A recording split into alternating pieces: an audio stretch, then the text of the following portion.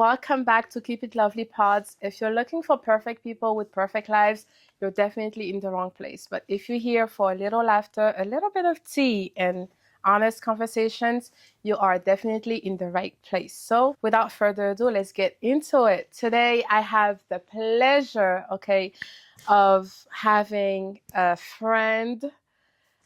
You know what? I'm not gonna really describe her beside the friendship part because I want you guys to get to know her through her. So today I have with me Rebecca. ZAMA. So hi Rebecca. How are you? I'm good. How are you? Thank you for having good. me. Thank you for coming. Girl, anytime. I really appreciate the fact that you accepted the invitation to come here today. I know you're going to have so much fun. We're going to have a great conversation. So I'm really excited to have you. We're going to be playing a little game, you guys, as we are talking. We're going to play Uno, okay? Who control Uno? Of course. You do? No. Uno is not a joke for me. It's not a game. Ah, it's you take Uno very seriously. You don't play about very Uno. Seriously. Okay, so have you ever played Uno Flip? No, but I'm going to learn today.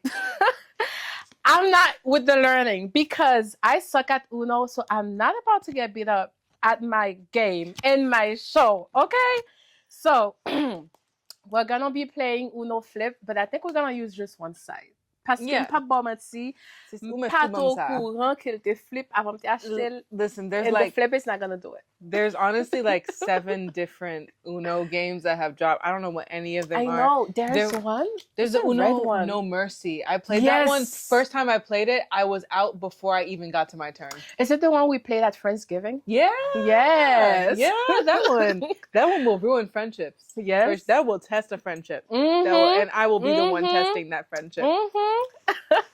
Anyway, so before we get into it, can you tell us a little more about who is Rebecca? Like, I know Rebecca is an artist, but who is Rebecca ZAMA? I'm just a girl. No. Period. I think I'm just a person that loves life and that wants to be able to look back at my life and know that I did all the things that bring me joy and that are a passion.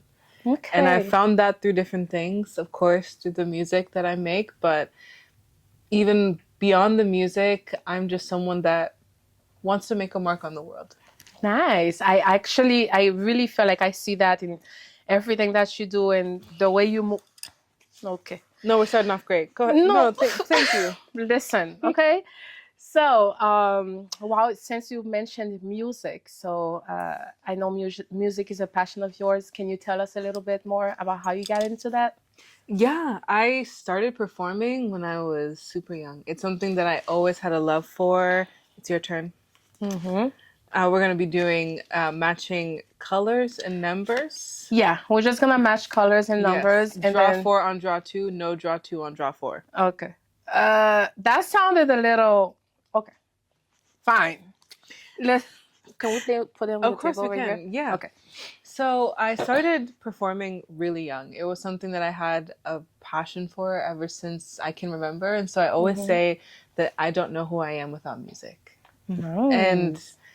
But it's true. I really started performing at a really young age. I started diving into music because it was something that I just loved so much. So I grew up singing. I grew up any event in the community that needed singing. My mom would call around like, hey, y'all need someone to sing? My daughter's there. But we hustled, but it was really out of love and passion and wanting also to just share music with the world. I think the most beautiful thing that we have is love. And for me, one of the ways that I can show love is through music. Okay. I really love actually that your mom really supported you with that since you were young. We'll get into that a little more, but I really feel like it kind of breaks a certain stereotypes about Haitian parents not really wanting their kids to be into music and things like this. Yeah. Do you remember your very first performance? Like your very, very first time that you stepped foot on stage to perform? Yeah, I was like 4 or 5 years old. Yeah. And at the time, the mayor of Boston was Mayor Menino. And he had this festival in front of City Hall where people from like across Massachusetts came to perform. And I remember I was like, I was like five years old. and I performed Don't Rain on My Parade, which is like this Broadway song, which I think is very, very much a good example of me and the person that I Mm-hmm. am. But yeah, I just remembered, it was so cold. I was like shivering. Oh my But God. the second I started singing, I didn't feel the cold anymore. I didn't feel anything but just the happiness of being there. So yeah, that was like one of my earliest memories of performing. I think it was my first public performance. Even before that, girl, everywhere. I was So, giving living room concerts. so you weren't shy at all? Like little No. 4 or 5 year old Rebecca in front of a stage, in front of, how big was the audience at the time? There were definitely hundreds of people there. It's like kind of a blur. I don't remember much about the people, but more the Mm-hmm. experience and performing, but definitely hundreds of people there. Ok, Yeah. so at least ou pat komanse takou l'eglise, paske No. No, an pil people moun, mte yeah. komanse, mte gen 3 No. an, 4 an, tap chante nan Yeah. koral l'eglise, so that's not the case for you. You No. just went right into It's it. straight into it. Straight into it. That's good. So, after that, now, can you take us to the next significant performance, like in your life, like another time that you stepped foot on stage?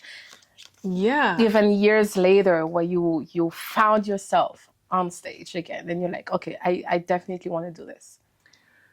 Yeah, I can say that I really just grew with it. And over time, it gave me nothing but clarity more than Mm-hmm. and confirmation that this is something I wanted to do.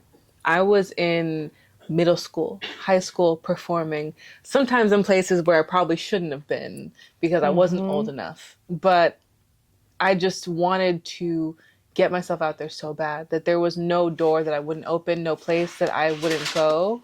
And so I remember like even in high school, like going to perform at night, getting back at like midnight, on to the next day. So many events in the community too. A big highlight for me was always Mm-hmm. the HAU galas to celebrate Independence Day. Yeah. And that was always like a huge thing for me where every year I would learn a new song that I wanted to perform for that year's gala. But yeah, I mean, every performance has always stayed with me for different reasons. Every performance has helped me build my confidence on Mm-hmm. stage, build my persona, and really just settle into who ZAMA is, into the music, into the love. And it's honestly like one of my favorite places to be. Okay. So at the time you were performing a lot of like other musics and interpretations. So take me back to when you performed your first actual song, like Yeah. that you wrote Yeah, that was in high school. in high school. So tech- that performance was your song, or? So this one was, I was still like 5. So Okay, this okay. was a cover. Mhm. I actually remember technically I had a recital in like, I think the 3rd grade or so where I wrote a song about loving animals because that's what you do as a kid. At that age, of But course. it was kind of it was a cute song. I still kind of remember it a little bit. But Can you tell us a little, sing a part of it for us? I'm Rebecca and I love zebras. No, okay. You give me a little more credit. I'm close. Here's what I wrote. I said, love cannot be broken, caring is a way. Believing in each other is what we do best. And I know you might be an animal, but you still are my dear friend. And I'm always gonna love you till the end. Ooh, did you guys hear that voice? Oh my God. So Thank you. that was like 8-year-old Rebecca in her like Celine Dion Already, bag moment. Yeah, just trying to do her yeah. thing. Would But- you say you were born for this? Like when you look at your life and music, do you feel like I was born to be there? Like if I wasn't doing music, I would be lost. Do you think so? Yeah, I think that would be a huge piece of me that wouldn't exist. Like If you weren't doing music, if I wasn't what doing- would you do? I mean, I have a law degree, girl. So Uh-huh. I would probably be finding a way. I think the traditional law life is not quite my thing, but I have a passion for the law and justice and also like bridging equity in communities. So I think I would just be building on that and what I'm already kind of doing. I think practicing in a non-traditional way allows you to be more creative. And I think when you're creative, that's how you can reach people and meet them where they're at. So I would definitely be doing like community engagement work and advocacy. Like it's a Okay. huge passion of mine. Yeah, you're really involved in the community, actually. I really love that. Like, it's so many different organizations and events where I always see you. You really support the community a lot, and I really appreciate that about you. I love, love, love that. What was the first organization or what would I say? Sorry, the word is right there. I can't even think of it. I mean, girl, organization works. I guess what was the first organization that you work with or that you offered help to? Musically? In general, because you're really active in the community, Yeah. not just musical wise, but different things. I think with music, one of the very first was HAU, Haitian Americans HAU. United. You know, I always call myself a daughter of the community because I really grew up in that community and the Haitian community here in like Greater Boston. Mm-hmm. And ultimately, why I care so much about giving it back to our community is that this is the same community that poured into me as I grew, that saw a passion in me, saw a talent in me, and saw that I was determined to make it work, and that empowered me, encouraged me, motivated me, gave me opportunities Mm-hmm. to grow in my artistry. So I'm very much a product of my community. And so because of that, it's not like an obligation, it's a privilege to be Okay. able to show up for my community. So musically, I think HAU is one of the first, but there's been so many people along the way that if I start giving a list, I'm going to leave people out and I'll feel so sad. Um, Volunteer wise, there's the Bread of Life, there is Boston Rescue Mission. So I also grew up with volunteerism being really important. And so Mm-hmm. and those same things like volunteering at like community kitchens and things like that, or using my art as well as a way to, you know, give my time to a charitable event. I did a lot of those growing up, to different fundraisers. And I think Mm-hmm. it's the most beautiful thing. You know, if I'm a kid and I don't have like funds to do anything, I can't donate directly, but I can give Mm-hmm. you my time and try to contribute to what you're doing. That's nice. How did you even get into that? Do they reach out to you? You reach out to them, like saying, like, "Hey, I'm here. I want to help. How can I help?" Or Yeah, how did you get into it? I think it's a combination of both. Mm-hmm. When I definitely knocked on many doors. Really grateful to have a mom that believes in me so much, and so she'd also be knocking on every door. As someone who's also really engaged in the community as well, you know, she knew a lot of people. Like, I know you're doing this event. Mm-hmm. You don't have a singer yet, and I have a singer for you. That is dope. No, Okay. Shout out to honestly, Mama. Oh my God. shout out to Mama Jer, killed it. That is absolutely Yeah. amazing. So Rebecca now who sings, who's such an active member of the community, you do volunteering. How did you get into law? Sometimes I ask myself that question. So for context, my mother is a lawyer and I never envisioned myself being a lawyer. I Mm-hmm. went to college for international relations because diplomacy is something that's really interesting to me, and I love learning how the world works and the Okay. relationships that we build with each other. So I did my undergraduate degree in international relations and a minor in global business. And I finished college early. I finished in 2 years. Wow. So I was like, so 4.0 GPA girl over here. three Okay. point eight, but we were close. That's close. We were close though. Magna cum laude. We still did it. We Ooh, still did it. okay. We still did it. That's that Haitian excellence. You already know. Yeah. Mm-hmm. So I did my undergrad in that, and then for law school, I honestly like I was chilling. I was like, I just worked my butt off for 2 years. Like I don't know what I want to do yet. Like I know that I should get another degree because I finished a little bit earlier than Mm-hmm. I should have. But I don't know what I want to do. And there is no prayer. I don't know if we can zoom in, but if we can, there is no prayer stronger than a Haitian mother's prayer. Whew. Because I'm going to, Hallelujah. in this story, show you how my mother had a direct line to God's ears. So I get my diploma mailed to me in January. Mm-hmm. I'm like traveling, performing, and mom's like, so what Kunya? She's like, Keep because it. she keep because she's like, no, the music, you're doing your thing for sure, but faut qu'on minimum live in a niveau de education. And I was like, well, you're a lawyer. That's a tall order. You know? But I was like, I don't know. She's like, you should go to law school. And I was like, that's like that's a big thing. So at first, I mean, it wasn't masters, no? an immediate, like, oh my God, yes, I'll go to law school. No, it was not. I would be lying to you if I said that it was. Wow. It was not. My mom was like, I see you being a great lawyer. And I was like, okay. I don't know. Let me think on it. She was like, how much time do you need? I was like, how much time do I have? She's like, like, let's go. The clock is ticking. Literally. So unfair. How old were you at the time, if I can ask? Like 19? 19? Okay, Yeah. I thought. Okay. Yeah. So mind you, she was so passionate. She's like, you need to go to law school. And I said, you know what? Fine. If I'm going to go to law school, here are the requirements. And like, because, okay, my aunts were calling me, but she just like really believed in it. And it wasn't that I didn't feel like it was something I could do. I was like, I just don't know if I want to take this huge leap into it. It's so interesting to me. I always found it so interesting, so impactful, so important, so impressive. But I was like, do I see myself in it? Right.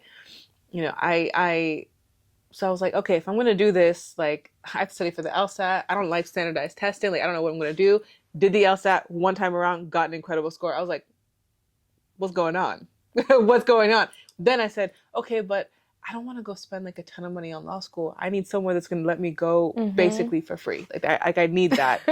And so at the time that I'm finally getting around to applying, it's already like June. So there really aren't many options available. Here's how I know that she conspired directly with the Lord. Is that I applied to only 2 places. After the first place, I just read congratulations, right? But I didn't even continue reading the email because I was like, there's no way it's free. Or there's no way that I got a scholarship, because in my mind, I would have had to have like solved world hunger to get a scholarship to law school. Like I would have had to do something so incredible in the world to get a scholarship to go to law school. So I was like, I just forwarded it to her. I was like, I told you. Like, I don't want to go into debt for law school. Like, I don't want to go and pay a ton of money. I want to be able to do things right. And maybe I just need more time to build my resume. She said, did you read that email? I said, no, I didn't. She said, read that email again. And I was so blessed and privileged. I got a full scholarship to law school. Wow. And so she said, that's amazing. Thank you. And so in that moment, she said, so classes start August 15th. So kunyala, tout bagay set. You're going to law school. Yeah, because I told her what my requirements were to go. And in part it was I was trying to delay my process, have a little more time, and that's proof that she has a direct line. Yeah, absolutely. So if anyone needs something immediate, just send me. Pray for yeah, because mommy. Yeah, anyone. Yeah, just let me know. So, but it was, in the moment, I think it was about that, like, fear of, like, what happens if I dive all into this thing? I don't really see myself in it all the way. And sometimes people have a vision for you to where when I went in there, I was able to find a beautiful experience. I was able to find community, find my niche, learn about things that I was really interested in. I was able to do all of that while still being me. And so even though at the time, there's a lesson in all this, y'all, is that even if at the time I felt like this might not be the right thing for me, I had to at some point just go and trust the process. And I'm very grateful with that process. Okay. So even when you don't see yourself somewhere, trust the process. Trust the process, or trust the people who have a vision for you. Because when you know that it's someone who has your back and that truly cares for you, sometimes they might see that thing in you that you don't see yet. And that's what I can always say about that story. That's good. How did you navigate all that? Like, now you're in law school, you do music, you're still involved in the community. Do you ever feel like there was a time where it was too much for you, or did you balance it out pretty good? I think there's times where you kind of have to focus on one or the other, but ultimately you can always find a way to do both. I've become, I was not sleeping for a long time. Girl. Listen, me and a Red Bull, me and coffee were very well. We were locked in. Me and coffee were locked in. But you just learn, I think, with time how to balance things. And it's not perfect, and it's something that I'm still working on. But I ultimately believe that if you really want to do something, you are going to find the time and a way Yeah. to make it happen. It's not going to be perfect, but I think with the intention and how you do it, it's so important to me. And so I've been figuring it out. And so far, I feel like I've been doing my thing. Okay. And so, yeah, but it's not easy. So there was never a time where you felt some type of pressure, like I may have to give up one of the things that I like for this, or Yeah, just not for it generally, but maybe give that up I for think it was music. more like temporarily, right? Like there was a time where I was about to graduate and I was like, I just have to focus on my studies and I will come back. But I know that I made this commitment and I have to see this commitment through. And so sometimes it's about prioritizing things. Or when I was studying for the bar exam, you know, I was still like doing my thing here and there, but I definitely had to take a step back from music and just focus on passing it because it was a commitment and we had to see our commitments through. Okay, when we commit Sometimes, to something. exactly, when we commit, we have to see it through. But definitely there were moments where I was like, it's really tough to balance. And so it's like a learning process. You never naturally know how to just balance things. You just figure it out As you go. as you go. Yes. Okay. All right. So now, besides you being a lawyer and you being an amazing singer, okay, she's one of my favorite singers. What is one talent a random talent that you have that nobody knows about? This is the perfect time because Haïti went na Coupe du Monde. But Haïti na Coupe du No Monde. Coupe du Monde. I played soccer my entire life up until I went No to college. way. Ça veut dire sélection nationale. Si nous passons, si nous cherchons au cas où nous avons besoin Wow. pour me trouver lim. Qui position t'es joué? I went between goal and place gratis, but au cas où I was a goalie and sometimes Au cas où. ou pas jamais connaît, Au ou pas cas où. jamais connaît. Quand tu es fort gentil football, mes amis, viens faire sélection, si là, nous déjà sont bons route. Je dis ça comme ça. Wow, comment ça va pas Qui dernière fois du chute en tout? boule? Année passée, Qui bon? Là, qui ça? nous t'avons joué avec mes amis. Ou pas tenter, ou t'as chance ça va. Au boule ou bien petit ken là, yo je Mes ne connais amis. la coulée comme yo. Comment c'est que tu fais non? Avec un boule normal. Au boule souterrain? Of course. Souterrain, where was I going to do it? Dans la cour. Non, Oh, souterrain. so bon football ou parler. Oh, bon football. Yeah, so. Ou faire goal déjà. L'autre nan l'autre kon faire goal. Mais yes. OK. Yes. Cause m'pa vle ou pense m'a pose question ça yo parce que m'pa faire confiance.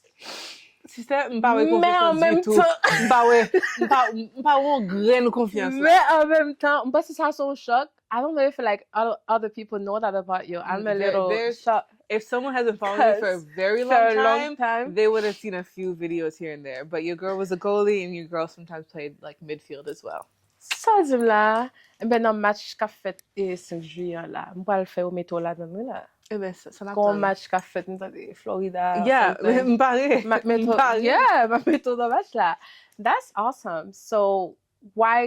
So you never really wanted to do anything about soccer? It was just like a No, girl, that's something like that you just did. Yeah, it was something I really loved to do. It's my favorite sport, but I definitely was not going to pursue playing it professionally. It was something I loved to do. It was definitely not a calling. No, that was no. What's something that brings out your inner child till this day? I'm like a nerd when it comes to anything that has to do with like nature and stuff. I love watching a good like nature documentary or like things about dinosaurs. You would think that I'm like a 5-year-old. I'm like, oh my God. And like sea animals. I love animals and also cartoons. So those are the things that bring out my inner child all the time. Is there any like activity that you like to do that people would assume you're too old for, but it's so like Girl, I'll go to the zoo, I'll go to the aquarium and have a too, good time. Oh my God, I love going to the zoo and the aquarium. We love the aquarium. I Listen, do, me too. It's so fun. It is. I always try to find like either like a zoo, an aquarium, or like a nature, like an animal wildlife rescue anywhere that I go that I can go and visit. Because listen, I love to see me a good little animal. Nice. Talking about inner child, is there a song? Like I really feel like we all have that song that when we hear it, it takes us right back to our childhood memories or like just our childhood in general. Is there a song that I would say mine is This Is Me by Demi Lovato. I really feel like it kind of just represents my whole life. That is a good Or Me song. and You, Coco Jones and Tyler James. Oh, Williams, period. Oh, yes! we're doing deep cuts. Yes. We're doing deep cuts. Yes. So, what would you say yours or if more? Anything from Cheetah Girls 2. If you get me, because we are sisters, we stick together. I'm back in like the second grade, whenever that was that dropped. That movie. Also, this is like so Haitian, but like my mom loves Mieux et Mathieu. And so the second that I hear, Acropolis, adieu, adieu, l'amour, I become like a kid again. But I'm also scared that means I'm going to have to start cleaning. But I love that song. On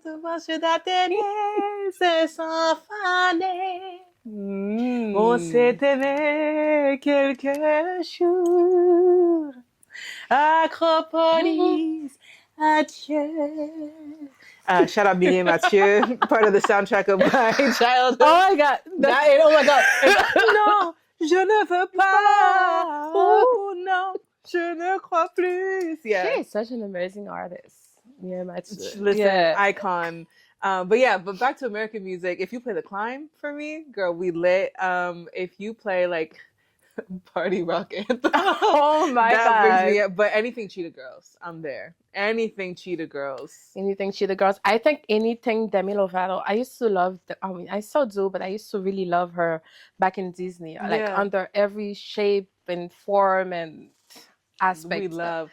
Oh, High School Musical. Oh my God, Hannah Montana. Listen. Party in the USA. High School Musical. Oh my God, yes.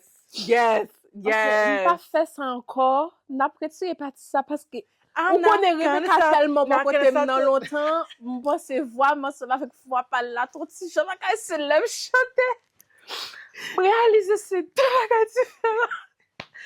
Pas poser une question de tête encore. D'autres que dans ce sujet je dis parce que pas quitter ça arrive encore. No.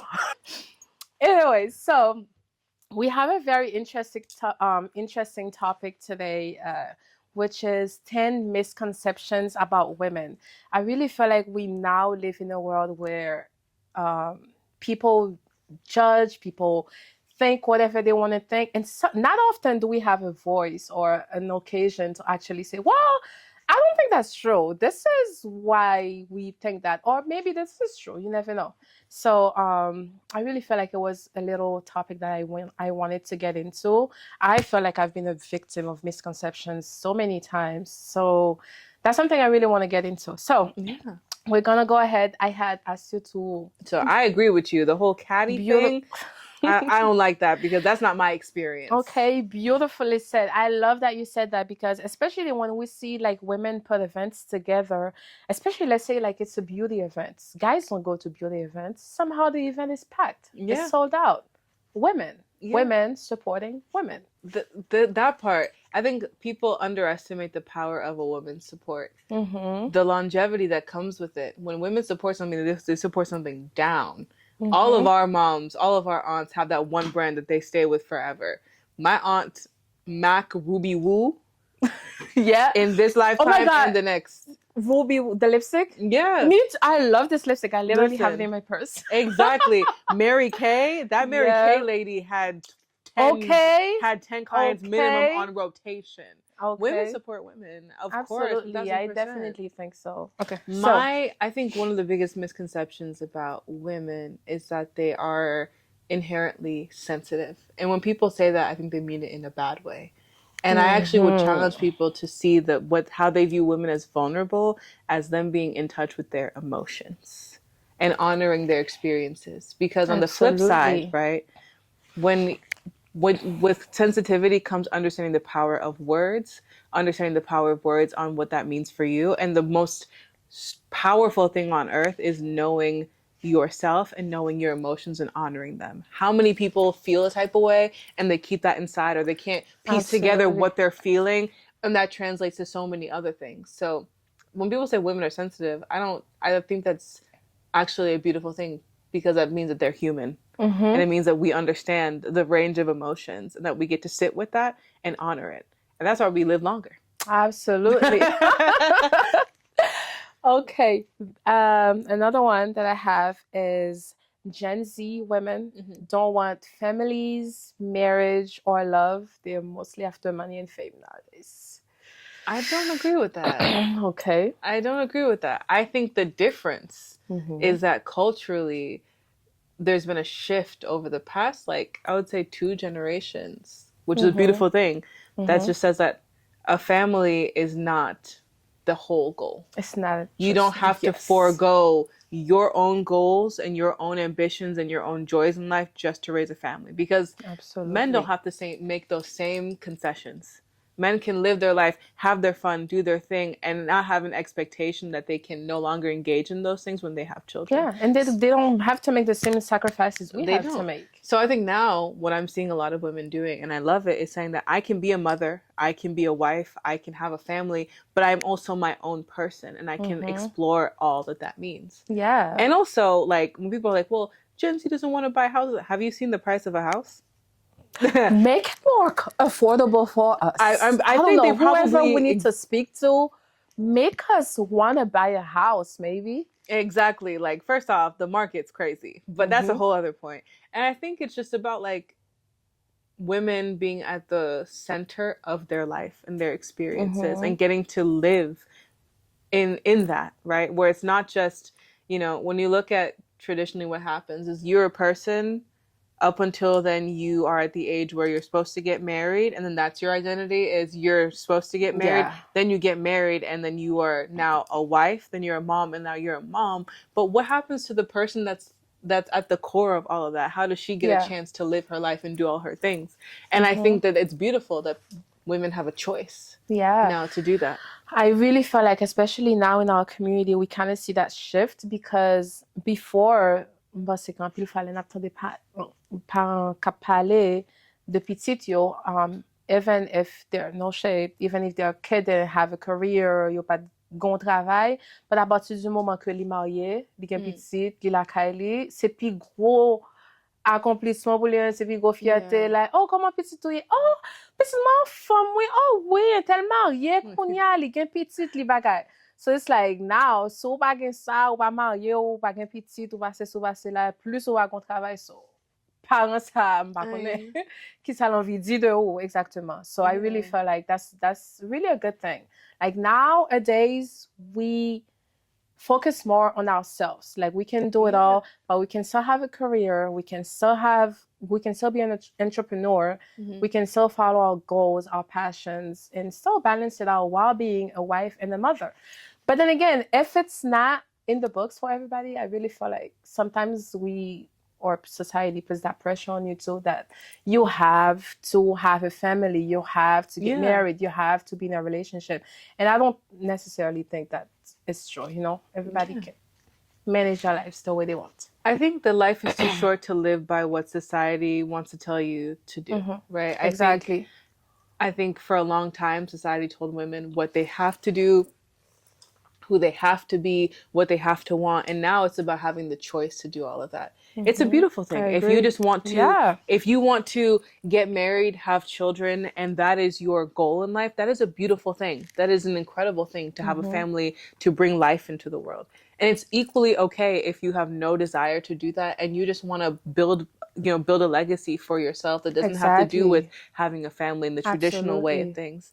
And so, I think that is the most beautiful thing. How many people do you know? Like, I think so many of us know also a woman who got married and had to leave her ambitions behind. It's something that stays with you for a very long time. I'm thinking of femme, but kounya à cause de ça, la société dit que besoin faire, que m'abandonner. Exactement. Peut-être moins. Or you don't sometimes have to do that. They put you in a box that you don't belong in. And you can and you can do all of these things. They're all possible. Okay. Another misconception I think about women is that women are inherently more emotional. Because whenever people say that, do you know what's funny? I don't know. Are we not? You know why I say that? Girl, because whenever they talk about that, you know what emotions they don't include? Anger, frustration. Emotion is a human thing. Absolutely. But oftentimes when they're talking about women are just so emotional, they talk about sadness and crying, right? But they don't talk Mm, about the that's anger true. that makes you run up out of house, the anger that makes you yell, the anger that makes you punch into a wall. Oh my That's an God. emotion too. When you get so mad that you start yelling, that's an emotion too. But one Yeah. of them is more accepted than the other. To be emotional is not a bad thing. That's the range of human emotion. How many people are so repressed in this life because they don't get a chance to explore their emotions? So I don't say Mm-hmm. that women are more emotional. I think it is okay for women to be able to express their emotions more. But ultimately, there's nothing that says that Yeah. one is more emotional than the other. There might be more prevalent emotions. I don't believe it, but more prevalent emotions that one might express over the other. But emotion is just a human thing. And someone who doesn't feel anything, then there's a problem there. That's true. I personally, I'm a crier. Okay, I And that's cry good, for girl. everything. So I really feel like somebody would look at me and say, and make put me in that category of women. Like Yeah. women are so emotional. That would be me in a sense Yeah. because I'm such a crier. Like I cry when I'm mad, and I cry when I'm sad. I cry when I can't like figure things out. Of course, I get right back out of it, Yeah. but I'm such an emotional crier. So I really feel like somebody saying women are so emotional, they'll probably talk about me. Of course, if we're only putting the sadness and the cries, like you said, and not what led to that. But I think that would be, I don't know. Listen, girl, I don't, I think whenever people say that, they use it to discredit women and their ability to lead. Mm-hmm. And ultimately, I That's think true. there's something better about being able to recognize your emotions and to express them versus then not recognizing the other things that are emotions, but we don't see it the same way. Le gars moun ki gen tête li chaud. Mm-hmm. Si son femme gen tête chaud, it's not the same as un garçon qui gen tête chaud. C'est pas vrai.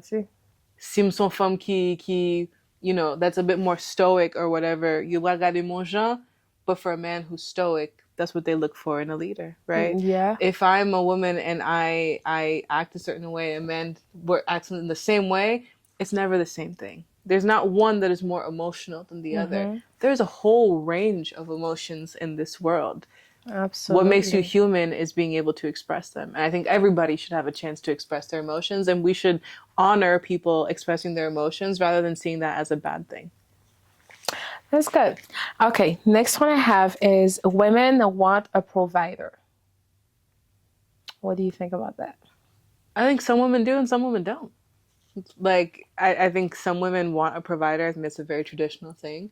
And some women are like, couldn't be me. I'm my own provider. And I think both of those are valid. The way they're making it seem is like like every woman nowadays, like they just want a provider Mm-hmm. and they're not patient for the process. Like they want a man who's already fully done up, who has it Mm-hmm. all figured out already, who probably already has his financial stability and Yeah. everything like that. What do you feel about that? I mean, I definitely have seen that argument before, and I can't say that there isn't like merit in that. I think some Mm-hmm. people do feel the pressure before they start dating to like, I have to be making six figures, have three houses for sure, but also maybe the person that your person isn't that person. You know what I Okay. mean? I think if you have expectations for somebody, then you have to find the person that meets them, and vice versa. If that's not what you're looking for in a partner, then make sure that that person, that's not what they're expecting of you, if that's not what you can provide. And I think that's Exactly. fine, but I think it's about conversation. Yeah. And I also think too, if don't get me wrong, if I'm in a stage in my life where I'm financially stable and I feel like I have everything that I want, I it's not necessarily that I want a provider or somebody to come just do things for me, but I also want someone who would be able to add on to my life. Whether if that's financially, then hey, provide for me. But how in every sense of the term, okay, if I was starting a project, I would want for you to be able to support me in Yeah. some kind of way. So I don't necessarily think women are looking for a provider, but we also want someone like we can count on, someone who can pick up the slack if we were to lack somewhere. I think that's a So great thing to look for in a partner. yeah, so just running it, and most of the time, excuse me, but the man, it's always the man for me, okay? And the men saying women are looking for a provider most of the time can't even provide for their own selves. So please come correct again when we say that women want a provider, okay? We are not looking for a provider, but we also don't want to take care of anybody if we can already take care of ourselves, if it makes sense. Yeah. Listen, I think ultimately there's different strokes for different folks. There's somebody for everybody out there. But I think where a lot of people's frustration comes from is looking for that in the wrong people. And or trying to make the person that they want the person that they need. And that's not always it. So. And that's not always it. But I don't know. There's a lot of frustration, a lot of anger, and I think that just comes from, listen, your person is not that person, and that's okay, and we got to be cool with that. Yeah, absolutely. So my last one is when people say that women aren't meant to be leaders, I don't take that seriously. I think that women aren't meant to be leaders. Yeah. Ooh, that's a good one. When they say women can't lead, that's a misconception. I don't agree with that. I think women are exceptional leaders. Amazing and when you look at a lot of the people who say that, they'll then go and credit their mothers for the incredible impact in way that they help them to grow into the person that they are. I think women, there's nothing that women can't do. It's never been a question of capacity. It's always been a question of opportunity. And I think that we see women leading every day. Everyone has a story about how some women have influenced and impacted their life in a way that they can't even describe, right? Whether it's your mother, a sister, a cousin, a friend, women make the world go round, baby. But also I think that women can absolutely lead. And I want to make it very clear, it's never been a question of capacity, only been a question of opportunity. Okay, that's very interesting because that was one of my last ones. Women are too emotional to lead. That's what I was gonna say. Yeah, we're not jacking that over here, baby. Nope. Okay, so what about women are emotional decision makers? Again, I don't agree with that because when they talk about that, they don't talk about anger. They'll talk about frustration. They'll talk about spite. And last I checked, everybody experiences that. And a lot of decisions that we see made by people who aren't women are equally motivated by their emotions. I think most people just make decisions based off their emotions, and that's just a human thing. Yeah. And then again, it's so easy to judge us by our actions, but never really like our reactions, but never really the action that caused the reaction, That part too. Yeah. Women feel more empowered nowadays because they have more options and choices. 100%. Absolutely. There's actually absolutely and period. There's no denying it. I think we're at a time now where women aren't defined by just being women and by who they are, the content of their character, their capacity. And it's a time now where women can prove who they are without being just defined by that label. Of course, it's not perfect. There's still a lot of work to be done. But now it's not just you are a woman and then here are the 5 things that we can allow you to do. Now it's about self-determination and finding out what you want to do, building your own passions, building a life for yourself the way that you envision it. And that's how it should have always been. Exactly. So, like that's how it should have always been. I think that's why the men, I saw this post that was saying women want equality until it's time to pay bills or however the post went. And I really feel like it's so funny because a lot of women are single-handedly raising their own children now versus back then. Those kind of situations really kept women in unhappy relationships and unhappy situations just because you didn't have the option to say, hey, this is too much for me, I'm gonna leave, or this is I want to pursue something else, or I'm gonna put my child in daycare so I can go do this and that. And even if you didn't have kids, just being able to dig in your own pocket and make yourself happy or pursue a goal, I think it's a dope thing. So saying that women want equality until it's time to pay bills, not necessarily. A lot of women pay their own bills. No, go ahead. While we say that, I think sometimes we don't acknowledge the silent labor that a lot of women do to fix their home. So when you talk about, paying bills, you still also have to think about all the work that goes into maintaining that a lot of women are just expected to do. So I think that's definitely a Exactly. part of it too. Exactly. We do so much more than that, okay? So Because women are more than that. so this little segment of the show for us to end is called Address It But Keep It Lovely, where I'm gonna give you a Ooh. scenario and you have to, you're right in the moment, you have to address it, but keep it respectful and don't get out of character or anything. So let's say you are at an award show and you were nominated. You're walking on stage. They called your name. You walk on stage to go get your trophy, and as you're getting, well, when you get right to next to the host, they tell you, "Oops, it was the wrong name," or you didn't even win anything, like whatsoever. How do you address that in that moment? Keep it lovely on stage and then cry. No, keep it lovely. I'll keep it lovely in public and then in private. Be like, and that was crazy that y'all did me like that. That was Yeah. crazy. So I will keep it lovely in public. You would keep it lovely in public, Yeah. so you just walk right back Yeah, off the listen, stage. head high, because you know what? What's meant for me will find Will me. find And so me. that wasn't meant for me, darling. That's good. Okay. I asked this scenario because I seen a TikTok where it happened to somebody and she literally took the trophy and smashed it on the ground. And you know what? I understand it. I understand her Right? for sure. I really feel like, oh my God, that is so embarrassing. But then you're embarrassing yourself even more if you have a reaction. I would rather just keep it lovely and then I can address it afterwards. Okay. Period. Well, that was such an amazing conversation. Is there anything that you'd like to say to finish up, whether it was about yourself or the topic that we were just discussing? Yeah, I mean, this was so fun. It's cool to come on a space and just have a conversation, and it's beautiful to be able to do it with you. So I want to end this by giving you your flowers, girl, for what you're doing. Of course, you're building a platform. When we talk about the strong, beautiful, independent, hardworking women, we're talking about you.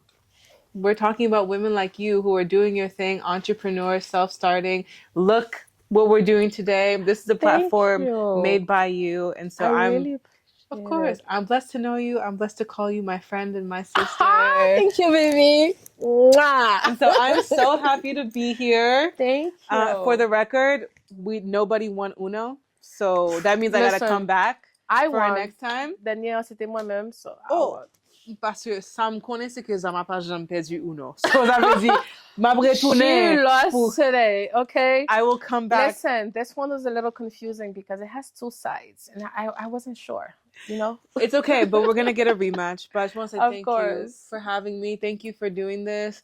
And listen, I love being surrounded by Haitian excellence, by Haitian beauty. And so it is so fun to be here. Thank you for having me. Thank you for all of you watching. And if you like what you hear, follow your girl everywhere. Keep It Lovely Podz and ZAMA, okay?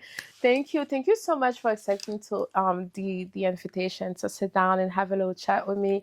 It was an immense pleasure, okay? Hopefully we'll do that again. Sis, I'll be here next week. Okay, period. Because when it's lovely, I always pick up. And this time we won't be talking about her at all, okay? You guys already know everything that you need to know about ZAMA, okay? There it is. If there's something else that you want to know, go on her Instagram page, ZAMA. Go on Google, Rebecca ZAMA. I promise you there's a list of things to know about her. Did you know that she performed the Star Spangled Banner at the Red Sox game? Not even just one Red Sox game, but many of them, right? Yeah. So, yeah, I feel like there's so much more that you can know about her. Just that over here. Okay. But thank you guys for tuning in into this episode of Keep It Lovely Podz. It was a really good time. I hope if you guys have any opinions about the misconceptions that we were just talking about, feel free to leave them in the comments. I would love to hear from you guys. What do you think? Do you think it's a misconception? Do you think it's true? Let me know. I want to hear from you guys in the comments. Thank you for tuning in. Again, it was the host, Lovely, with ZAMA. And we'll see you next time.